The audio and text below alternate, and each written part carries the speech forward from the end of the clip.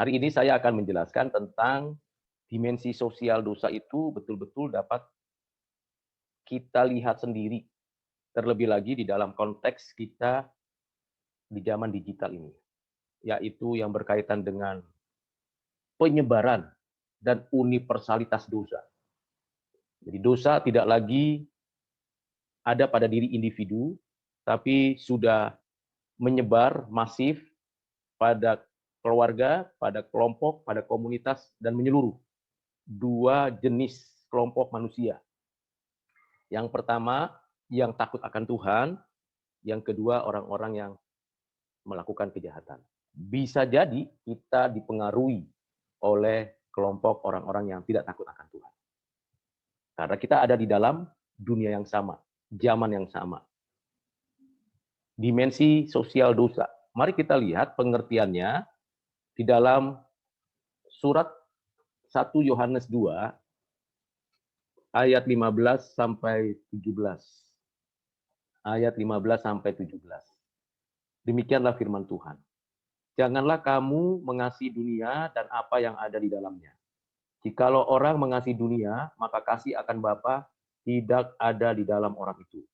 Sebab semua yang ada di dalam dunia, yaitu keinginan daging dan keinginan mata, serta keangkuhan hidup, bukanlah berasal dari Bapa, melainkan dari dunia.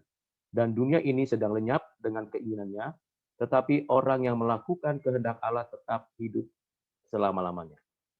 Jelas ada dua kelompok. Kelompok yang melakukan kehendak Allah Bapa dan kelompok yang ada di dalam pengaruh dunia. Dunia yang dimaksud di sini bukan artian bumi ini secara fisik. Karena tentulah kita semua manusia ada di bumi ini. Tetapi yang dimaksud di sini adalah suatu kondisi spiritual yang mempengaruhi seluruh manusia. Khususnya mereka yang bukan takut akan Tuhan. Ada 3 kategori tadi di dalam dunia ini. Keinginan daging, keinginan mata, keangkuhan hidup. Ketiga-tiganya itu nyata kita lihat. Dan ini ada di dalam kelompok. Mulai dari keluarga, komunitas tertentu, sampai kepada satu gerakan tertentu yang ingin mengacaukan kehidupan manusia di dunia ini. Nah, ini hal yang perlu kita pikirkan dan kita renungkan bersama. Bagaimana kita menghadapi kondisi seperti itu? Kalau kita menghadapi dunia ini, tidak bisa dengan kekuatan sendiri. Tidak bisa dengan kemampuan yang ada pada diri kita sendiri. Itulah sebabnya, di dalam Mazmur pasal 1, ayat 1 sampai dengan 6, demikian firman Tuhan, berbahagialah orang yang tidak berjalan menurut nasihat orang fasik, yang tidak berdiri di jalan orang yang berdosa, dan yang tidak duduk dalam kumpulan pencemooh. Di sini jelas ada kumpulan pencemooh. Ada kelompok-kelompok yang selalu berusaha melakukan tindakan kejahatan, di mana kita bisa lihat, dan kita tanpa sengaja mungkin ikut terlibat di dalamnya. Ikut berambil bagian di dalamnya. Tetapi yang kesukaannya ialah Taurat Tuhan dan yang merenungkan Taurat itu siang dan malam. Ia seperti pohon yang ditanam di tepi aliran air yang menghasilkan buahnya pada musimnya dan yang tidak layu daunnya apa saja yang diperbuatnya berhasil. Bukan demikian orang fasik. Mereka seperti sekam yang ditiupkan angin, sebab itu orang fasik tidak akan tahan dalam penghakiman. Begitu pula orang berdosa dalam perkumpulan yang benar. Orang benar. Sebab Tuhan mengenal jalan orang benar, tetapi jalan orang fasik menuju kebinasaan. Dimensi dosanya di mana? Dosa sosial itu tidak lagi hanya berkaitan dengan saya mencuri, saya berbohong, saya berkelahi. Tetapi ini berkaitan dengan sekelompok orang yang sama-sama melakukan tindakan kejahatan. Mereka melakukan tindakan apa? Yang merusak tatanan kehidupan masyarakat, tatanan kehidupan politik, tatanan kehidupan budaya di negeri ini atau secara masif di dunia. Ini adalah hukum Tuhan, hukum Taurat yang memberi penjelasan penahanan bagi kita untuk kita mengenal Tuhan, memiliki hidup yang bermoral, dan memiliki hubungan pribadi dengan pribadi, komunitas dengan komunitas di dalam sosial. Hukum ini baik, suci, benar, kekal, adil, mulia. Ini. Tetapi di tempat lain, kita lihat ada kelompok-kelompok yang ingin merusak. Orang-orang dunia, setan, dan komunitas duniawi. Ini berusaha untuk kita melakukan 3 hal tadi. Keinginan mata, keinginan daging, kangkuan hidup. Dan akhirnya kita berada di sini, atau kita mau keluar dari sini, itu semua keluar dari hal yang gelap ini untuk bisa berespon dengan bebas, dan kita ada di sini. Ada dua kelompok tadi, yaitu kelompok yang menaati Tuhan dan kelompok yang memang punya keinginan melawan Tuhan dengan kekuatan dunia. Di dalam Mazmur 1 ayat 1 sampai 6 diketahui ada 3 hal yang mendorong kita menuju kepada tindakan melawan Tuhan. Yang pertama adalah nasihat. Nasihat yang ditawarkan, yang disampaikan, yang diberitakan oleh sesama manusia dari orang-orang dunia yang memiliki keinginan daging, keinginan mata, kangkuan hidup. Nasihat-nasihat itu di permukaan itu baik, di permukaan itu indah, di permukaan itu seolah-olah itu adalah yang benar, nasihat itu. Tetapi sesungguhnya nasihat itu bertentangan dengan kehendak Tuhan. Bagaimana kita ingin tahu tentang kehendak Tuhan? Maka kita harus lebih dulu masuk ke dalam persekutuan dengan Tuhan melalui firman-Nya. Yang kedua, yang dilakukan menuju kepada yang namanya jalan, cara hidup. Jadi manusia diberikan cara hidup, gaya hidup, lifestyle yang ditampilkan oleh dunia. Lifestyle atau cara hidup, gaya hidup ditampilkan oleh dunia yang menggambarkan ini loh aku, self-center, egois, dan merasa diri yang paling penting, menjadi pusat perhatian. Itu cara jalan dunia. Ini yang dimaksud dengan jalan. Jadi dunia menawarkan itu dan dunia berada di dalam konteks seperti itu. Lalu yang ketiga adalah masuk ke dalam satu komunitas. Komunitas pencemooh, komunitas yang tidak takut akan Tuhan. Nah, ini adalah cara dunia. Mulai dari nasihat, kalau kita tidak peka, tidak sadar, tidak hati-hati, kita ikuti caranya dunia ini. Caranya dunia ini, gaya hidupnya dunia ini, lalu kita lambat laun akan terseret kepada komunitas. Inilah dimensi sosial dosa. Jadi mulai dari siapa? Saya, di tengah keluarga, di tengah komunitas, di tengah masyarakat, di tengah bangsa, di tengah dunia ini. Melalui media-media yang ada, semakin masif gerakan-gerakan untuk mendorong kita masuk ke dalam komunitas yang melawan Tuhan. Cara hidup yang bertentangan dengan kehendak Tuhan. Nampaknya manusiawi, tapi sebenarnya itu justru tidak manusiawi. Nah, ini hal yang perlu kita lihat. Tuhan Yesus pernah dicobai oleh iblis ketika dia berada di padang gurun pada saat dia berpuasa. Di dalam Matius pasal 4, di sana dijelaskan khususnya ayat 8 sampai dengan 9. Dan iblis membawa Yesus pula ke atas gunung yang sangat tinggi dan memperlihatkan kepadanya semua kerajaan dunia dengan kemegahannya dan berkata kepadanya, semua itu akan kuberikan kepadamu jika engkau sujud menyembah aku. Iblis, roh-roh jahat, akan mendorong, memaksa, dan membuat sebuah tawaran yang menggiurkan, yang akhirnya kita kalau tidak melawannya masuk ke dalam jerat si iblis melalui komunitas-komunitas yang ada. Jadi keluarga, kelompok-kelompok, komunitas-komunitas yang dibuat oleh manusia, hati-hati kita memasukinya. Hati-hati kita ikut di dalam komunitas-komunitas tersebut. Itu sebabnya setiap orang percaya setidak-tidaknya mempunyai teman persaudaraan di gereja atau di dalam masyarakat yang betul-betul di dalam takut akan Tuhan. Kalau tidak, maka kita tidak akan bisa diseret oleh kelompok yang lain. Karena tidak ada tempat netral di dunia ini. Kalau tidak takut akan Tuhan, ia melawan Tuhan. Tidak ada tempat yang netral. Tidak ada tempat saya tidak di kanan, tidak di kiri. Tidak ada. Yang ada adalah percaya dan tunduk kepada Tuhan atau betul-betul melakukan perlawanan kepada Tuhan Allah.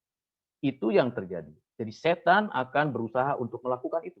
Bahkan Paulus di dalam Efesus ya, pasal yang ke-6 dia memberikan penegasan kepada kita bahwa perjuangan kita bukanlah melawan darah dan daging, tetapi melawan pemerintah-pemerintah, melawan penguasa-penguasa, melawan penghulu-penghulu dunia yang gelap ini, melawan roh-roh jahat di udara. Efesus pasal 6 ayat 12. Paulus menyadari betul musuh kita, selain kita yang harus menyalipkan kedagingan kita juga harus sadar bahwa musuh kita itu si jahat yang berada di wilayah-wilayah kekuasaannya. Kita harus lawan itu. Kalau tidak, maka kita berada di dalam konteks keberdosaan. Dan yang terakhir yang berkaitan dengan dimensi sosial dosa adalah komunitas. Kalau kita berbicara komunitas berarti tidak sendirian lagi. Saya berdosa sendirian, tetapi kalau sudah komunitas itu bersama-sama. Misalnya teroris, itu satu komunitas untuk merusak, menghancurkan peradaban. Atas nama ideologi tertentu mereka melakukan terorisme. Atau komunitas gay, komunitas lesbian, komunitas yang tidak lagi mau diikat oleh pernikahan yang kudus, laki-laki dan perempuan dewasa.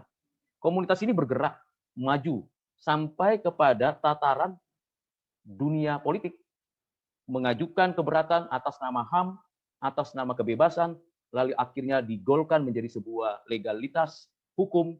Akhirnya komunitas ini sepertinya berhasil mempengaruhi dunia bahwa pasangan gay, pasangan lesbian adalah normal di dalam kehidupan peradaban manusia. Jelas itu bertentangan dengan kehendak Tuhan. Nah, komunitas ini terus bergerak. Komunitas-komunitas yang mengajarkan hal-hal yang jahat, yang tidak benar.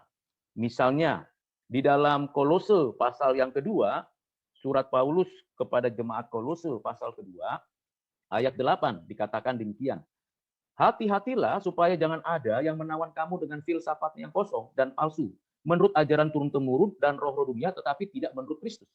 Paulus memberi penegasan kepada jemaat di Kolose, karena bisa jadi di jemaat itu ada orang-orang yang terus-menerus berusaha mengacau balaukan iman orang percaya di sana. Dan apa usaha mereka? Yaitu dengan mengajarkan hal-hal yang bertentangan dengan firman Tuhan. Jadi kalau setan langsung spektakuler melakukan tanda-tanda ajaib yang berasal dari kuasa kegelapan, misalnya kalau ada orang pergi ke dukun dan berhasil dan sukses, lalu divideokan, lalu menjadi viral, lalu orang tertarik untuk melakukan satu tindakan yang sama. Nah, ini terseret dengan kuasa-kuasa gelap. Tetapi ada cara-cara yang sangat masif terselubung masuk ke wilayah-wilayah pendidikan, wilayah-wilayah pengajaran, baik di sekolah, di kampus, mungkin juga di gereja-gereja, yaitu pengajaran tentang filsafat yang palsu. Filsafat kan sebenarnya artinya cinta akan bijaksana. Tentu kita memerlukan bijaksana dalam hidup ini. Kita mencintai hal-hal yang bijaksana dalam mengambil keputusan, perlu itu dilakukan, dimiliki. Namun apa yang terjadi? Komunitas ini akan mengajarkan bijaksana yang berbeda dengan dasarnya dan arahnya dari ajaran Alkitab. Kita punya bijaksana, dasarnya kebenaran firman. Arahnya kepada kemuliaan Kristus. Dan tentunya bijaksana kita adalah Kristus itu sendiri. Karena Kristus adalah hikmat Allah yang tertinggi. Kita diajarkan di sekolah, diajarkan di kampus-kampus, diajarkan mungkin di kelompok-kelompok tertentu, bijaksana dari dunia. Bahkan ajaran-ajaran yang turun-temurun yang melawan Tuhan. Nah, bagaimana kita dapat melakukan tindakan yang benar melawan hal itu? Kalau kita merujuk kembali di dalam kisah yang terjadi pada Kejadian pasal 11, Kejadian pasal 11. Di dalam Kejadian pasal 11, kita mengetahui ada satu orang yang memiliki kemampuan apa? Memimpin satu kelompok besar untuk membuat menara Babel. Sehingga di dalam kisah pasal 11 itu, Kejadian pasal 11, dikatakan bahwa orang-orang ini bersama-sama membuat menara Babel dan bersama-sama hendak meninggikan diri, mencari nama sampai ke langit dan meninggalkan Tuhan. Tidak mau berada di dalam hubungannya dengan Tuhan Allah. Nah, inilah komunitas-komunitas duniawi yang ditawarkan dan dimensi sosial ini harus kita lawan. Bagaimana caranya kita melawannya? Bagaimana kita bisa lepas dari kungkungan komunitas kuasa si jahat dan pengaruh dunia ini? Tentu hanya satu cara, yaitu anugerah Allah di dalam Kristus yang dikerjakan oleh Roh Kudus. Saya ulangi, hanya ada satu cara yang membuat kita bebas dan lepas, setidak-tidaknya bisa melawan dunia dan melawan si jahat, dan tidak ada lagi dalam komunitas duniawi, yaitu di dalam anugerah Allah melalui Kristus yang dikerjakan oleh Roh Kudus. Jadi kita mengalami kelahiran baru. Kita harus sadar kita itu rusak total, ya.